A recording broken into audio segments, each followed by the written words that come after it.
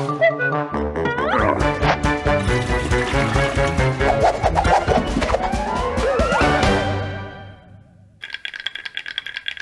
no beauty. Very plain wood, but this is a wonderful old Russian folk toy, the pecking hens. Been out for, I don't know, 100 or 200 years perhaps. What a simple mechanism, what a lovely idea. It got me thinking what bird toys there are out there and how many in my collection, probably a few dozen now, I guess. And I've got a few of them here to show you. That was a fairly early one, but actually the first toy I came across, which is a 1976 case, was this one here, which is a Japanese one. Bandai, who make wonderful toys. This is the early days, well before any sort of computers were or chips were around. It's all done by a simple motor with a plastic. So this is this wasn't working at all because it's been there for 30 years. So I took it to pieces last night for 2 or 3 hours. I think I spent thoroughly enjoying myself and repairing it, just for you, of course. We'll see if it's going to work now. This has had to be put on because the original, that's the battery compartment that goes in, the batteries go in there, but it's not holding anymore, so I'll put some sellotape on it. It's got a switch here, so we'll switch it on, see what it does.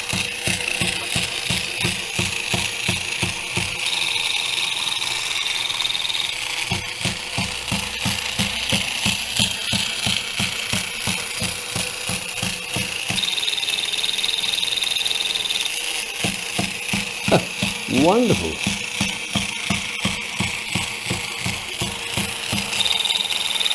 That's a lovely idea, isn't it? What's it supposed to be? A sort of toucan or something? I don't know, but what extraordinary action, lovely noise, and the whistling mechanism which is jammed is now working very well indeed. So I'm very pleased to have that brought back to life again. Great toy, that's Japanese, 1976 or earlier, I think. Here's a funny one. There were several of these actually, all came out at the same time, long sticks, and the idea is to pick up, things or bite people's finger off like that. But it's got a little trigger here, and you just push it back and forward with your fingers. It's got a sort of elasticated cord, and then a chomping action with the teeth like that. There's a parrot talking away like that. Very nicely done too. But as I say, it's used for picking up things, so perhaps I ought to try picking up something over here. Let's have a go at let's see if it wants to pick up this thing here. Oh yes, there we are. Look, beautiful. Right place too. So this is the next toy. In fact, this is a little wind-up toy. Again, a very early one indeed. And one of the earliest long-running motor ones. It's a very low friction thing, so a little tiny knurled wheel, and then pull it, and it walks gently towards you. Very, very gently. Don't know what the bird is. And the colours are bizarre. Blue, almost like a cartoon. I don't think birds have that plumage unless they're one of those tropical birds. Can't say what the bird species is, many of these birds, but it's a bit of fun for kids. A nice one. Then here's a well-known character, Woodstock, from the Peanuts cartoon by Schultz. And this is a lovely mechanism. It's got a thing inside which allows it to rise up when you pull your hands apart like that.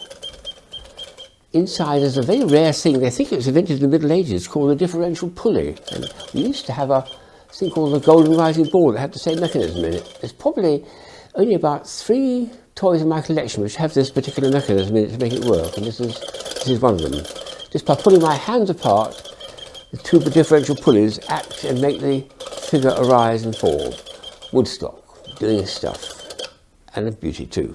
And it whistles, I like that. And there's a couple of yo-yos, would you believe? One's Japanese and one's Taiwanese, I think it is. This is an Alps toy, and Alps had a lovely stand at Nuremberg every year for many years. This is a way back to probably 1980-81 toy.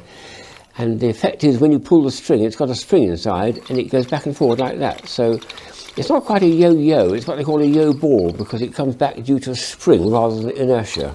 So I have to do a bit of that to make it actually whistle and do its stuff. It's a yo-yo type action. And they came out at the time, I think in the late 70s, early 80s, called Yo-Ball, American invention originally, with a spring and a little wind-up mechanism inside like that, which is wound up by the string being pulled out.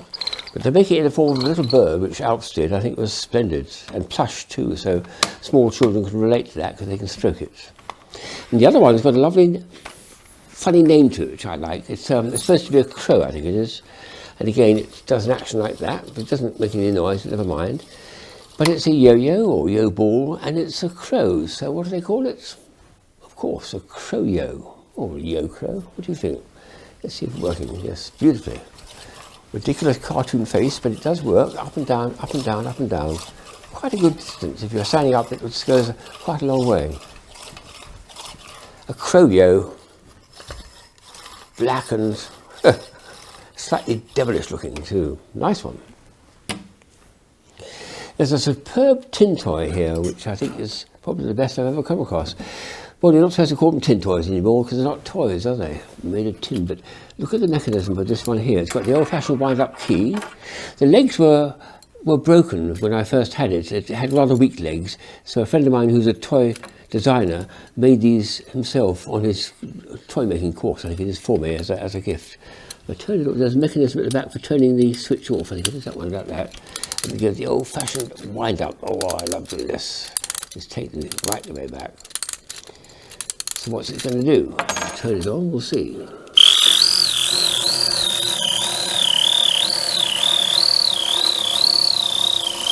Tail moves, wings move, head moves a lot. And a wonderful whistling sound. Wonderful, wonderful. I even wound it halfway up too, because it's got a long running motor in that. So, but it's a real beauty, isn't it? As the old type of tin toys and all of its mechanism for joining the pieces up together, which I'm so familiar with from the earliest toys.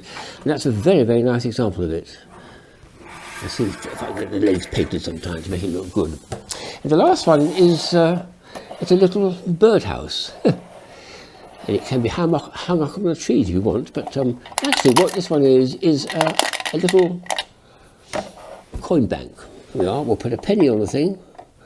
We'll hope that someone inside is going to grab it. I've got to wind it up. This is a wind-up toy, of course. A few little times. And then to make it work, all I've got to do is push the button at the top. How simple. Let's do it again. There's a space at the bottom where the coin falls out. It seems to work best on the pennies, the English coin system. I've tried it on other coins, but they don't seem to work so well. But it's such a beauty, isn't it? Little more will wind up. Pull it like that. Pull it. Just like that. Wonderful. So simple. Birds grabbing your money and, well, keeping it for you.